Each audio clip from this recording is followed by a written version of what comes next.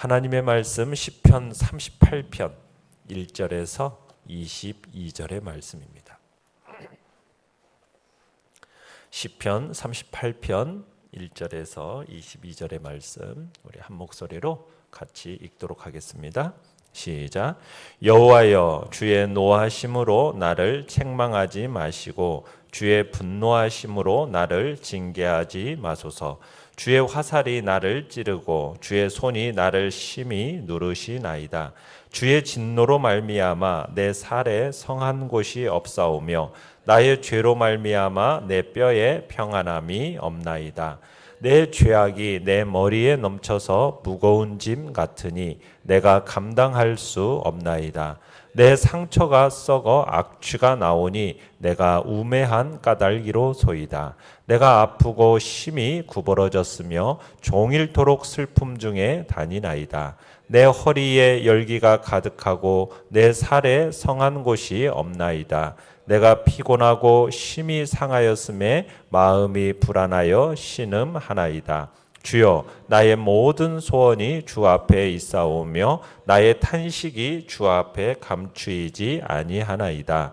내 심장이 뛰고 내 기력이 쇠하여 내 눈의 빛도 나를 떠났나이다. 내가 사랑하는 자와 내 친구들이 내 상처를 멀리하고 내 친척들도 멀리 섰나이다. 내 생명을 찾는 자가 올무를 놓고 나를 해하려는 자가 괴악한 일을 말하여 종일토록 음모를 꾸미오나 나는 못 듣는 자같이 듣지 아니하고 말 못하는 자같이 입을 열지 아니하오니 나는 듣지 못하는 자 같아서 내 입에는 반박할 말이 없나이다. 여호와여, 내가 주를 바라싸우니 내 주 하나님이 내게 응답하시리이다. 내가 말하기를 두렵건대 그들이 나 때문에 기뻐하며 내가 실족할 때 나를 향하여 스스로 교만할까 하였나이다. 내가 넘어지게 되었고 나의 근심이 항상 내 앞에 있사오니 내 죄악을 아뢰고 내 죄를 슬퍼함이니이다. 내 원수가 활발하여며 강하고 부당하게 나를 미워하는 자가 많으며 또 악으로 선을 대신하는 자들이 내가 선을 따른다는 것 때문에 나를 대적하나이다. 여호와여, 나를 버리지 마소서. 나의 하나님이여, 나를 멀리하지 마소서. 속히 나를 도우소서. 주 나의 구원이시여. 아멘. 오늘 말씀의 제목은 내게 아무것도 남아있지 않을 때라는 제목으로 말씀을 나눕니다. 오늘 시는 다윗이 심한 중병에 걸렸을 때 지은 것으로 보여집니다. 다윗이 중병에 걸려서 육적으로 정신적으로 극심한 고통에 처하게 되니까 그것이 자신의 죄로 말미암은 것이라는 사실을 깨닫고 하나님 앞에 회개하면서 자신을 그 질병으로부터 구원하여 달라고 애절하면서도 간절하게 호소하고 있는 시가 오늘 본문의 시입니다. 내용 관찰 문제 1번 보시면 시편 기자가 자신의 고통스러운 처지를 어떻게 표현했는지 없다라는 말을 중심으로 살펴봅시다. 자, 3절을 보시면은 주의 진노로 말미암아 뭐가 없습니까? 내 살에 성한 곳이 없사오며 그 다음에 또 뭐가 없어요? 내 뼈에 평안함이 없나이다.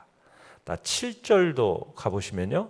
7절도 동일하게 내 살에 성한 곳이 없나이다. 10절로 가보시면은 내 눈의 빛도 나를 떠났나이다. 그 다음에 11절을 보시면 내 사랑하는 자와 내 친구들이 내 상처를 멀리하고 내 친구들도 멀리 섰나이다. 이렇게 표현하면서 지금 자신이 총체적인 어려움에 빠져 있음을 표현하고 있습니다. 특별히 다윗은 자신이 지금 하나님의 징계 방편으로 이 질병이 주어졌다라는 사실, 그 사실 실상을 지금 열거하고 있는데요. 우리가 금방 읽었던 것처럼 자기 살에 성한 곳이 없고, 그죠? 3절에 뼈에 평안함이 없다. 또 5절에서는 상처가 썩어서 악취가 난다라는 표현을 쓰고 있고요. 6절에서는 자신이 지금 아프고 심히 구부러졌다. 또 7절에서는 내 허리에 열기가 가득하고 살에 성한 곳이 없다. 그러니까 또 이런 질병이 사람들이 지금 자기를 가까이 하기를 꺼릴 정도로 심각한 것이었음을 지금 얘기하고 있죠. 그러니까 더욱 문제는 또 뭐냐면 이런 질병 가운데서 12절을 보시면은 이 원수들이 이런 질병 가운데서 다윗을 해하고자 도모하고 있다는 사실입니다. 그러니까 설상가상 그런 상황이 되는 것이고 다윗으로서는 도무지 소망을 가질 수 없는 상황인 거고 그 절망이 그를 지금 겹겹이 두르고 있는 상황인 겁니다. 그가 다시 회복되기에는 거의 불가능한 상황처럼 보여졌다라는 거예요. 자, 내용관찰 문제 2번입니다. 자, 이렇게 성한 곳이 하나도 없는 상황 속에서 시편 기자는 어떻게 행동합니까? 자, 1절, 2절을 한번 읽어보겠습니다. 시작. 여호와여, 주의 노하심으로 나를 책망하지 마시고 주의 분노하심으로 나를 징계하지 마소서. 주의 화살이 나를 찌르고 주의 손이 나를 심히 누르시나이다. 자, 뭘 하고 있습니까? 다윗은 먼저 하나님의 진노로 징계받는 자신의 이 현실을 탄식하면서 이것을 지금 거두어 주시기를 간곡하게 청하고 있습니다. 그러니까 다윗은 언약에 신실하신 하나님, 자비와 긍휼을 베푸시는 그 은혜로우신 하나님 앞에 지금 자신의 형편을 그냥 그대로 아뢰면서 용서와 회복을 구하고 있는 것이죠. 그러니까 다시 다윗은 지금 자신에게 임한 이 견디기 어려운 주의 분노로 인한 징계를 제발 멈추어 달라고 지금 간곡히 호소하고 있는 겁니다. 그래서 2절에서 정말 자기가 당하고 있는 고난을 뭘로써 지금 표현하고 있어요. 여호와의 진노를 지금 몸을 관통하는 화살, 그죠? 치명적인 상처를 남기는 화살이로서 이렇게 표현하고 있으면서 또 억센 손으로 자신의 쇠약한 몸을 지금 눌러내리는 것, 이렇게 거기에 빗대어 서술하면서 자신의 고통이 얼마나 큰지를 지금 표현하고 있는 겁니다.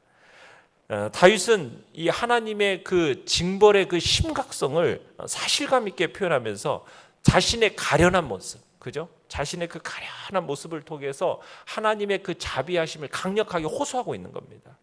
그러니까 다윗은 여호와의 진노로 말미암아 일어난 이 결과를 하나님의 자비와 하나님의 긍휼하심 이거를 근거로 사용하면서 이 자신의 상처를 주신 여호와께 그 상처를 다시 싸매어 달라고 고쳐 달라고 지금 간구하고 있는 것입니다. 자, 9절로 한번 가보겠습니다. 9절. 시작. 주여, 나의 모든 소원이 주 앞에 있사오며 나의 탄식이 주 앞에 감추이지 아니하나이다. 자신의 모든 소망과 희망이 누구에게 있다라고 고백하고 있습니까? 오직 주님께만 있다라고 고백하고 있는 거죠. 자신을 괴롭히고 있는 이 질병이 자신의 죄로 인한 것이므로 이 고통으로부터 벗어나시게 하실 수 있는 분도 누구다? 주님뿐이라는 것을 잘 알고 있었던 것입니다. 그래서 다윗은 자신의 고통의 문제가 바로 이 죄의 문제를 해결해 줄 수 있는 분이 오직 하나님 한 분이뿐이라는 것을 깨닫고서는 지금 그분에게만 소망이 있음을 얘기하고 있는 거죠. 그 다음에 13절 14절도 같이 한번 읽어보죠. 시작. 나는 못 듣는 자같이 듣지 아니하고 말 못하는 자같이 입을 열지 아니하오니 나는 듣지 못하는 자 같아서 내 입에는 반박할 말이 없나이다. 자, 지금 다윗은 앞에 12절을 보시면은 악한 자가 지금 원수들이 악한 말과 행동으로 커다란 고통 가운데 있다라는 표현을 쓰고 있어요. 자, 그런데 지금 자신은 귀머거리와 벙어리처럼 그들의 악하고 거짓된 말에 귀 기울이지 않을 뿐만 아니라 변론하지도 않는다. 지금 그렇게 결단을 내리고 있습니다. 자, 그 다음에 21절, 22절 가보겠습니다. 시작. 여호와여, 나를 버리지 마소서. 나의 하나님이여, 나를 멀리하지 마소서. 속히 나를 도우소서. 주 나의 구원이시여. 자, 다윗은 지금 자신이 생명을 유지하는 것이 하나님께서 붙들고 계시기 때문이라는 것을 확신하고 있는 것입니다. 그래서 자신을 뭐 하지 말아달라고? 버리지 마시기를 구하고 있는 거죠. 그러니까 하나님 앞에 인간이라는 존재는 정말 질그릇같이 연약한 존재 아닙니까? 그래서 하나님께서 그 잡고 있는 손을 놓아버리시는 순간 우리 인간은 산산조각 날 수밖에 없는 거예요. 이런 사실을 잘 알고 있는 다윗이 여호와께서 자신을 놓지 않기를 지금 기도하고 있는 겁니다. 다윗의 이 질병으로 인해서 지금 다윗을 대부분의 사람들이 외면하고 떠나갔어요. 또 원수들은 다윗을 향해서 끊임없이 비난을 하고 있습니다. 저주의 화살을 날리고 있습니다. 모든 인간들로부터 지금 다윗은 소외당하고 공격당하고 있어요. 자, 이런 다윗에게서 가장 중요한 것이 뭐라고 여긴 겁니까? 생사화복을 주관하시는 하나님. 그 하나님이 자신을 멀리하느냐, 자신을 친근히 하느냐, 여기에 모든 것이 달려있다라는 것을 알고 있는 거죠. 다윗은 친구와 사랑하는 자들이 떠나는 것도 견딜 수 있어요. 원수들이 막 비방하고 악의적으로 공격하는 거 그거 감당할 수 있지만 하나님이 자기를 멀리하는 것은 도저히 견딜 수가 없다라는 거예요. 그래서 하나님께 뭐 하지 말라고? 자신을 멀리하지 말아달라고. 크신 긍휼과 사랑으로 자신을 가까이 해달라고 지금 강구하고 있는 겁니다. 그러면서 자신의 모든 문제를 주님께, 주님의 손에 의탁하고 있는 것이죠. 연구와 묵상 문제 3번입니다. 시편 기자가 사람들 앞에서 듣지도 말하지도 못하는 자처럼 있었던 이유는 무엇입니까? 우리가 13절, 14절에서 금방 읽었었던 것처럼 지금 사람들 앞에서 침묵하고 있습니다. 당시 상황에서 악인들이 막 자기를 향해서 악의적으로 막 공격해대요. 저주의 화살을 막 날리고 있어요. 그런데 그와 어떤 변론도 하지 않아요. 왜?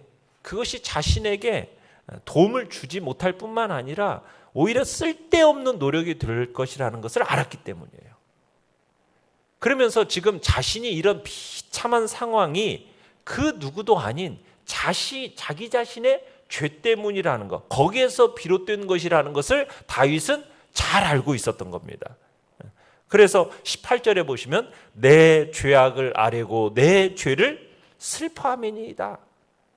그러니까 이 모든 문제의 해결책은 내가 사람하고 막 논쟁해서 자기를 변명하고 합리화하는 것 여기에 있는 게 아니라 하나님과의 관계 회복에 있다라는 것을 간파하고 전적으로 하나님께 매달리는 거죠. 하나님의 긍휼과 자비만을 구하는 것만이 최선의 방법이라고 생각을 한 겁니다. 그래서 지금 다윗은 하나님께 범죄한 자로서 하나님과의 문제를 해결하지 않은 채 그냥 사람과 더불어서 논쟁하고 자기를 합리화하면서 변론하고 이건 무의미하다라는 것을 알고 절감했기 때문에 사람들 앞에서 듣지도 말하지도 못하는 자처럼 있었다. 지금 이야기하고 있는 겁니다. 15절을 한번 읽어보죠. 15절 시작. 여호와여 내가 주를 바라싸우니 내 주 하나님이 내게 응답하시리이다.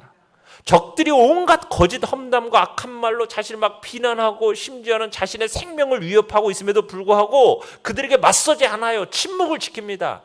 그러면서 주의 응답을 확신하는데 그 이유가 뭐예요? 자신은 여호와께 소망을 두고 있었기 때문이라는 거예요. 그러니까 다윗의 관심은 사람에게 있는 게 아닙니다. 다윗의 눈에는 아무것도 보이지 않아요. 그의 귀에는 아무것도 들리지 않아요. 오직 그의 눈과 귀는 누구에게만 집중되어 있는 겁니까? 오직 하나님께만 집중되어 있었던 거죠. 여호와만을 향해서 모든 관심을 고정시킨 사람은 사람들하고 다투지 않아요. 오직 모든 판단은 누구에게 맡기는 겁니까? 하나님께 딱 맡기는 거죠. 그게 바로 지금 다윗의 모습인 겁니다. 느낀 점 4번입니다. 남은 것이 하나도 없는 총체적 고통 속에서 사람들 앞에 침묵하며 오직 하나님께 나아가는 시편 기자를 볼 때 무엇을 느낍니까? 자, 하나님의 백성들은 하나님의 징계 가운데 있을 때 그 징계로 말미암아 좌절하고 포기할 게 아닙니다. 자신의 그냥 비참한 처지를 하나님께 그냥 내려놓고 그것을 다 아뢰면서 그것을 근거로 여호와의 자비와 긍휼을 구해야 함을 우리는 느끼는 겁니다. 은혜와 자비가 긍휼이 풍성하신 하나님께서 그 징계 가운데 있는 자를 돌아보시기 때문에 우리는 우리의 이 어려움과 고통을 그냥 고통스럽다고 하나님 앞에 그대로 다 아뢰는 거예요. 자신을 해하기 위해서 막 거짓으로 모함하는 원수들의 그 무고한 참소에 대해서 막 대적하면서 막 싸우지 말고 하나님께 맡기고 잠잠한 것. 이게 바로 지혜로운 태도라는 것을 느끼는 거죠. 막 원수들이 무고한 말로 막 해하려고 한다고 그것에서 일일이 막 반박하려고 하면 자기에게 오히려 그게 해가 되지 득이 되지 않는다라는 거예요.